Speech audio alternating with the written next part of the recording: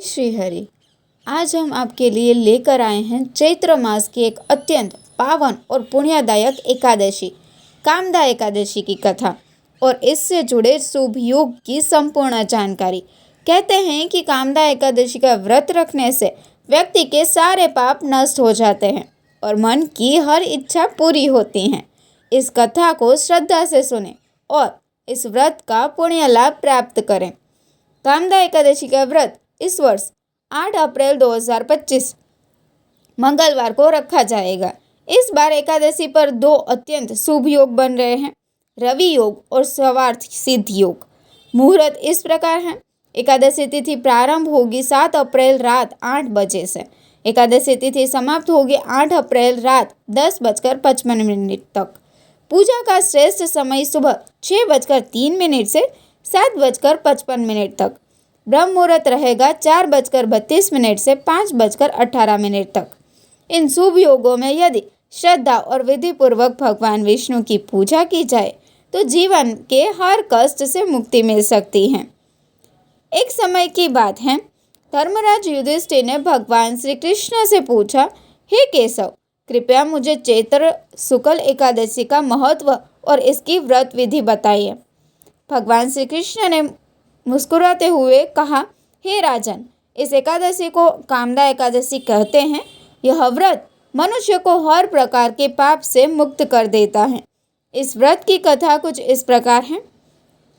भोगीपुर नामक एक समृद्ध राज्य था जहां राजा पुंडरीक का शासन था। उनके दरबार में ललित नाम का एक गायक और ललिता नाम की एक नृत्यांगना थी। दोनों एक दूसरे से अत्यंत प्रेम करते थे।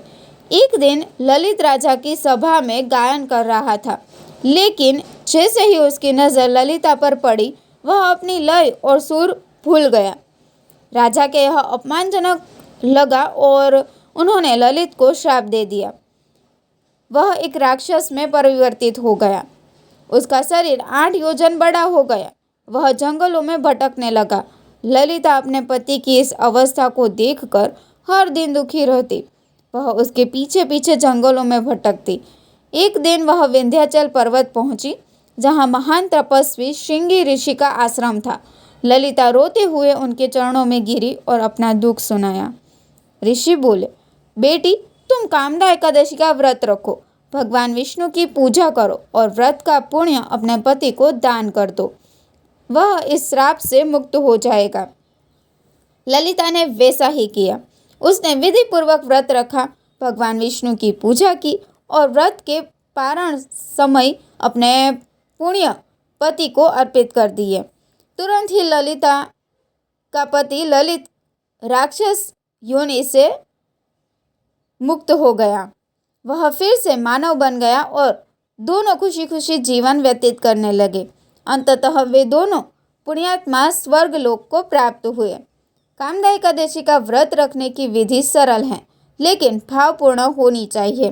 व्रत की पूर्ण संध्या पर सात्विक भोजन ले, प्रातः ब्रह्म मुहूर्त में उठकर स्नान करें, भगवान विष्णु का पंचामृत से अभिषेक करें, पीले पुष्प, तुलसी दल, धूप दीप से पूजन करें, व्रत कथा श्रद्धा से सुने और विष्णु सहस्त्र नाम का पाठ करें।